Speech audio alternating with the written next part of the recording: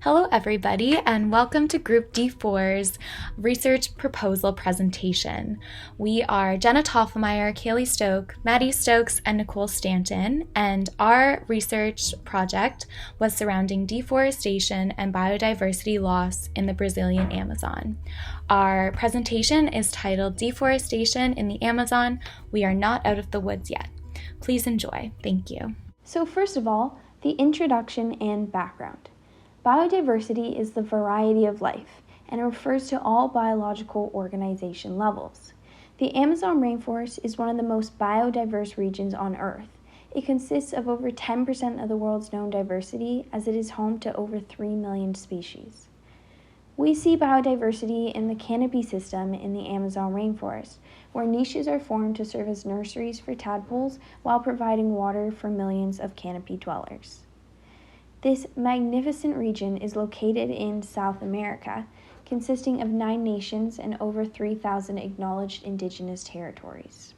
However, each year, over 11,000 square kilometers of rainforest is destroyed.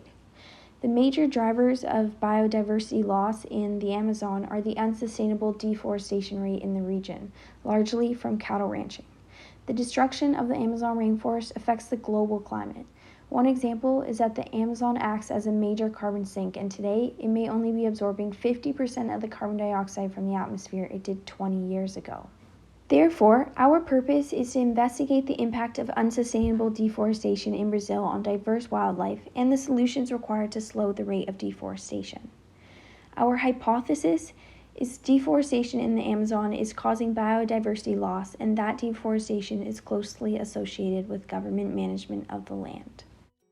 To better understand the issue of deforestation in the Amazon, we have gathered information from various pieces of primary literature about the deforestation that has occurred over the past 50 years. We then conducted an analysis of the deforestation over these years in relation to biodiversity, as well as the mitigation and management strategies that had been implemented over the same time frame. We were lucky enough to interview Dr. Cordoba, an assistant professor at Queen's University who has focused some of her research on Brazil, in order to gain first-hand information regarding the governmental impacts on deforestation in the Brazilian Amazon. Deforestation in the Amazon has been inconsistent over time. Prior to the 1970s, data retrieved on deforestation rates were unreliable. But since the 1970s, it's been reported that more than 1 million square kilometers of the Amazon rainforest has been destroyed. Through the 1970s to mid-2000s, deforestation in the Amazon was faster than ever recorded in history, which can be seen in Figure 2. It can be seen that this trend evidently began to reverse in 2004 with a change in government.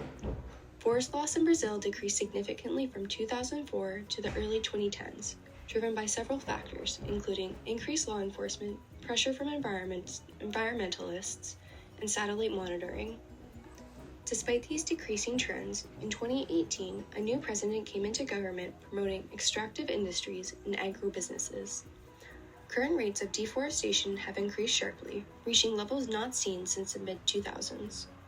Consequently, the current pressure on the Amazon rainforest is unsustainable. It is driven by an increased demand for limited natural resources found in this unique habitat. Given the diverse range of habitats within the Amazon, there exist many endemic species. Due to this high endemism rate, fragmentation of landscape and loss of habitat can cause populations to diminish and become extinct.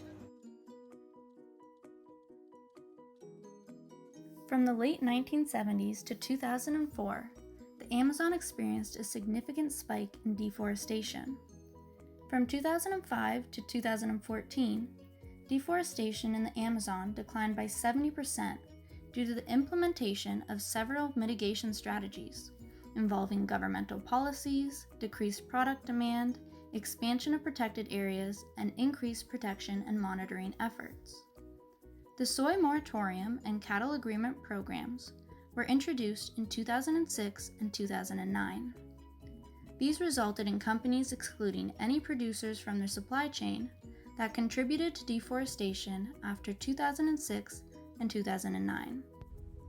Okay, so moving on to our proposed draft strategy to mitigate deforestation and the many effects it has on biodiversity in the Amazon, we are really beginning by connecting with local communities and meeting with local Indigenous communities as well.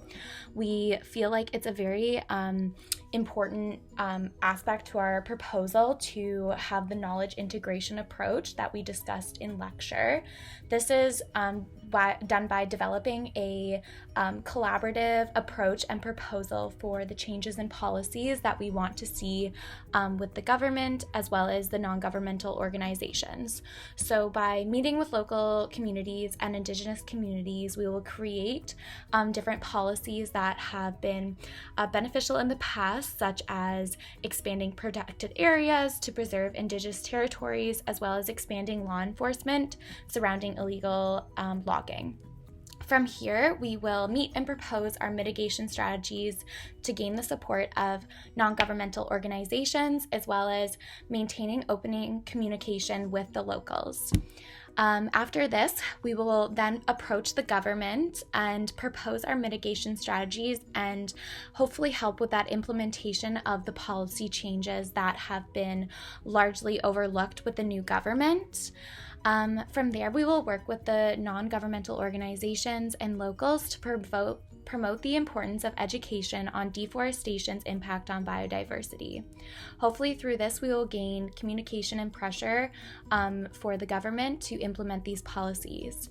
From there, looking forward into the future, we want to continue to raise awareness and support for the local communities and deforestation's large impacts on biodiversity. When looking at our proposed mitigation strategies, we really do believe this is a very strong strategy because it has the focus on knowledge integration. So this is done by developing rapport and communicating continuously throughout the policy change proposals and involvement of non-governmental organizations with the local Indigenous and local communities. We need local impact to know how deforestation and biodiversity loss is directly affecting them, so they should be included in all of our work. This proposed strategy will create long-term and sustainable change. So policy and law enforcement ensures change is monitored and adjusted over time and space accordingly.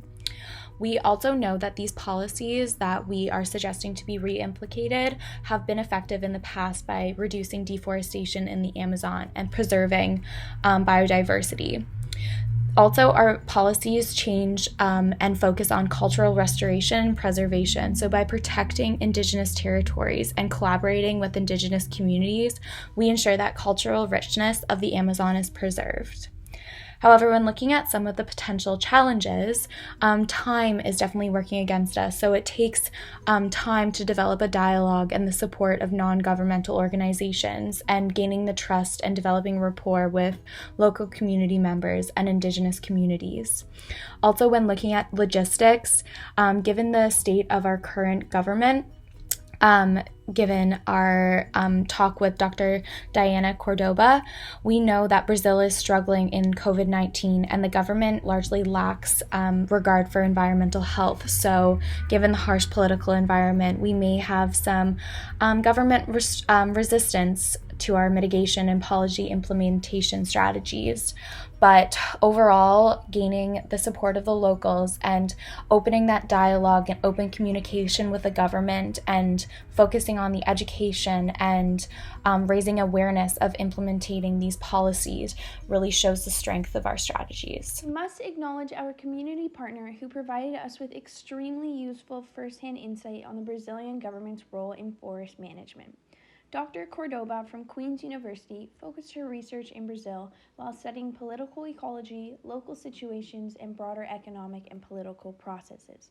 We discussed possible consequences of continued deforestation and looked at current and future strategies to mitigate the impacts of deforestation.